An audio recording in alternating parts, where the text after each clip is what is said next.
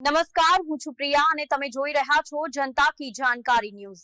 નજર કરીએ આજના સમાચાર ઉપર। આંબો વાવો તો કેરી આવે ને।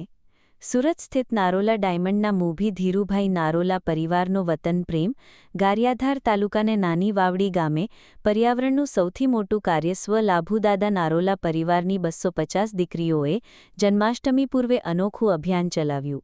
સ્વર્ગીય લાભુદાદા નારોલા પરિવારના 9 દીકરાઓના ઘેઘૂર વડલા જેવા વિશાળ કુટુંબની 250 જેટલી દીકરીઓ જન્માષ્ટમીએ પિયર પધારતા ભવ્ય સત્કાર સામૈયા કરતા નારોલા ડાયમંડના મોભી ધીરુભાઈ નારોલાએ વતન માટે અનોખું આયોજન કર્યું।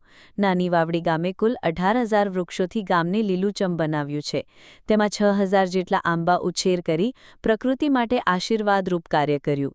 ગામ નાની વાવડી પણ સૌથી મોટી ઉદારતા દર્શાવતા નારોલા ડાયમંડના કનૈયાલાલ અને ધીરુભાઈ નારોલા પરિવારે જન્માષ્ટમીની ઉજવણી કંઈક અલગ રીતે જ કરી।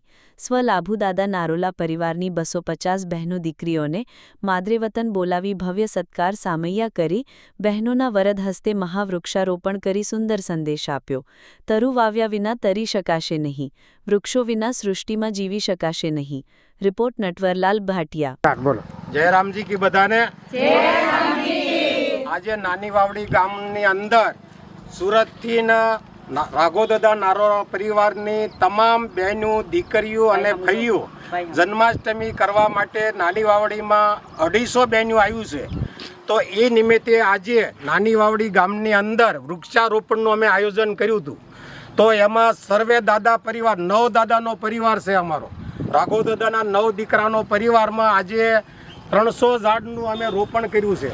અને સ્વામિનારાયણ અમે બહેનોએ કોઈ દિવસ આવો સંકલ્પ પણ નહોતો કર્યો કે અમારા હાથે અમે એક વૃક્ષ પણ રોપી એકવી એવું અમારામાં આવતું નહીં, પણ આજે અમારા ભાઈ અમને ઉજળા કરી બતાવ્યા।